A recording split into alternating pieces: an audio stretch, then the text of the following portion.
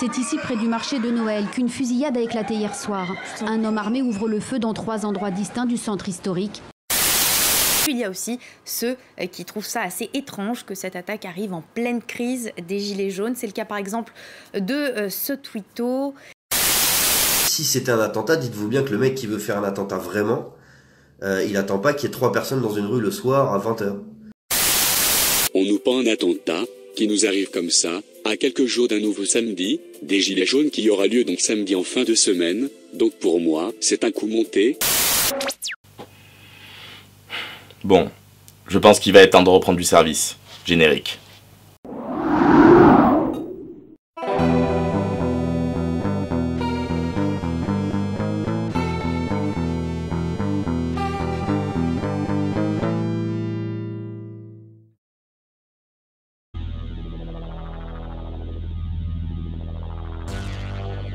Bonjour et bienvenue à tous dans ce nouveau numéro de Projet Conspiracy. Je sais, ça faisait longtemps.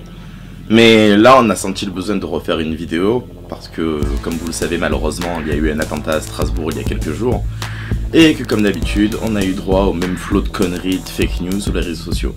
En plus, on est dans un contexte politique un peu particulier, lié à la mobilisation des Gilets jaunes depuis un mois, un gouvernement qui ne veut pas reculer, donc ça ajoute du flou au débat public. C'est toujours le même discours, c'est un attentat qui sert le gouvernement, qui sert les intérêts de la puissance politique, de la puissance financière, voire même de la puissance du port du Havre. Donc on va essayer de reprendre les éléments un à un pour essayer d'analyser la situation correctement. Donc un des éléments que les conspirationnistes soulignent, c'est un tweet de la préfecture de la région de Grand Est et Bas-Rhin qui serait antidaté de 10 h et qui enverrait l'alerte attentat. Bon, dans les faits, c'est encore une manipulation à la con, il suffit juste d'aller dans ses paramètres sur Twitter, d'aller régler le fuseau horaire, sur un fuseau horaire différent de celui de la France, pour arriver à antidater un tweet. Vous pouvez voir, vous pouvez prendre votre compte Twitter, vous allez dans vos paramètres, et vous faites l'expérience, elle est reproductible très facilement. Voilà, c'est quoi l'argument suivant? C'est tout. Hein? C'est tout? C'est tout. Les mecs qui t'ont fait un complot mondial, un complot Illuminati, avec un tweet de la préfecture du Bas-Rhin, ils sont sérieux les mecs? Donc on a aussi la vidéo d'un certain Maxime Nicole, qui est un proche des Gilets jaunes, et qui est pas vraiment un conspirationniste à proprement parler, mais qui nous fait plutôt son analyse du café du commerce, où il véhicule quand même pas mal de conneries. Donc on va un peu regarder ce qu'il nous dit. Attentat à mort, je sais qu'il y a eu des coups de feu. Il y a eu des coups de feu, il y a des blessés, il y a peut-être un blessé. Mais ça se trouve, c'est juste un fou. Alors, effectivement, c'est peut-être pas un mec directement affilié à Daesh. Si la préfecture a décidé de déclencher le plan attentat, c'est pour sécuriser les gens dans la région de Strasbourg, sachant qu'il y a un type armé dans la rue qui tire sur des gens. Donc, dans le doute, pour sécuriser les gens, il vaut mieux leur dire de rester chez soi et de faire un peu attention plutôt que de leur dire allez-y, allez sur le marché, c'est pas grave, il n'y a pas de danger, alors qu'il y a un type armé qui est dans la rue. Après, effectivement, c'est peut-être une revendication opportuniste de Daesh. Parce que comme d'habitude, bien entendu, ils ont attendu que le mec soit mort pour revendiquer l'attentat. Donc, effectivement, là, on peut éventuellement penser que c'est une revendication opportuniste. Donc pour l'instant, personne ne sait rien, et si c'était un attentat, dites-vous bien que le mec qui veut faire un attentat vraiment, il attend pas qu'il y ait 3 personnes dans une rue le soir à 20 h. Bon alors, là par contre mon cher, je t'arrête tout de suite, parce que le marché de Noël de Strasbourg c'est quand même une institution, c'est pas juste 3 personnes dans la rue, c'est un truc qui est bien bondé, qui est reconnu dans le monde entier, où des gens de toute l'Europe vont. C'est pas vraiment la petite ruelle où il y a 3 passants à 20 h du soir. Ensuite, on voit beaucoup de commentaires et beaucoup d'analyses qui nous disent que ça tombe au bon moment pendant le mouvement des Gilets jaunes. Moi, j'ai envie de dire non. Ça tombe pas du tout au bon moment pour le gouvernement. Chaque attentat est un aveu de faiblesse, c'est un aveu que la situation lui échappe, c'est un aveu que les mesures sécuritaires qu'il prend ne servent à rien. Donc c'était clairement pas le moment, le lendemain de l'allocution d'Emmanuel Macron, pour qu'il arrive un attentat.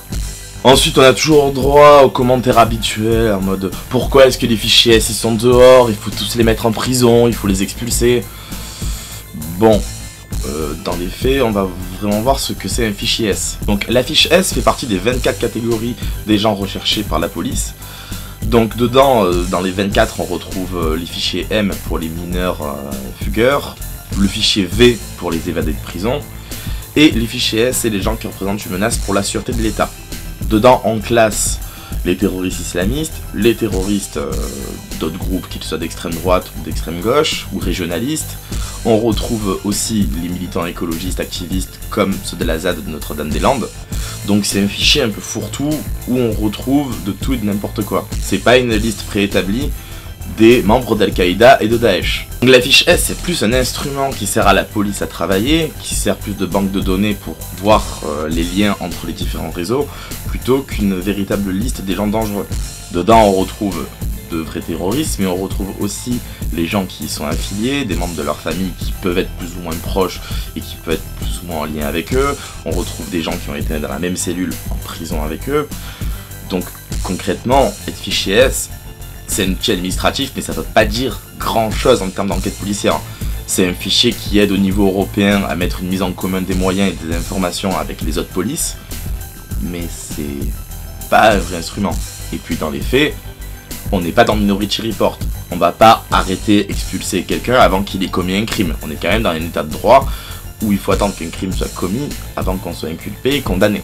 Donc voilà, franchement les mecs, arrêtez de profiter de la peur et du malheur des gens pour essayer de vous faire une petite audience sur internet ou pour vous faire une petite notoriété.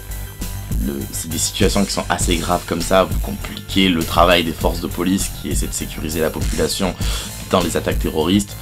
Concrètement, ce que vous faites, c'est complètement misérable.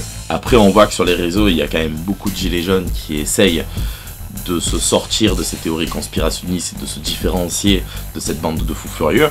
Et on peut les en remercier, voilà, je pense que c'est l'acte de tout citoyen de faire ça, d'essayer de faire la part des choses dans les informations qu'on nous donne.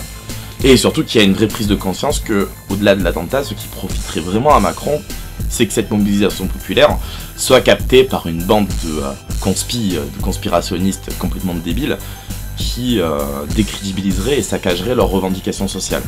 Voilà. C'est encore des théories bas de gamme qui servent à simplifier la complexité du monde, à dire qu'il y a les gentils d'un côté, il y a les méchants de l'autre. La géopolitique et le monde ne fonctionnent pas du tout comme ça. Il y a différents groupes dans le monde entier avec des convergences et divergences d'intérêts qui font qu'une situation arrive comme ça. Il n'y a pas de terroristes qui sont directement contrôlés par le gouvernement pour déstabiliser la population. Oui, ça peut être excitant effectivement pour certains de se dire je suis détenteur de la vérité, moi je sais la vérité sur ce truc. Dans les faits les gars, vous savez rien du tout.